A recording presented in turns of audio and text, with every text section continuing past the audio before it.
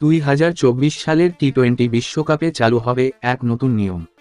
কি সেই নিয়ম? নতুন এই আইনের নাম স্টপ ক্লক। টি-20 বিশ্বকাপ থেকেই চালু হতে চলেছে স্টপ ক্লক আইন।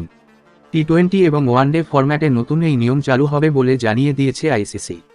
নতুন এই নিয়ম চালু করার পিছনের কারণ হল নির্দিষ্ট সময়ের মধ্যে ম্যাচ শেষ করতে হবে।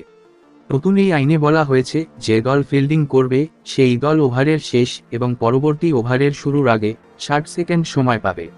যদি নির্দিষ্ট সময়ের মধ্যে ওভার শুরু করা না হয় তাহলে যে দল ফিল্ডিং করছে তাদেরকে শাস্তি পেতে হবে।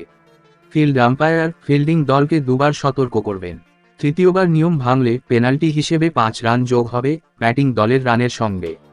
এরপর থেকে ফিল্ডিং দল যতবার নিয়ম ভাঙবে ততবারই ব্যাটিং দলের সঙ্গে যোগ হবে 5 রান করে। ইলেকট্রনিক স্ক্রিনে 60 সেকেন্ডের টাইমারও চালু করবেন তৃতীয় আম্পায়ার। কিন্তু ডিআরএস বা ব্যাটসম্যানের জন্য ওভার শুরু করতে দেরি হলে কি করা হবে, সেক্ষেত্রে ফিল্ড আম্পায়ার সিদ্ধান্ত নেবেন।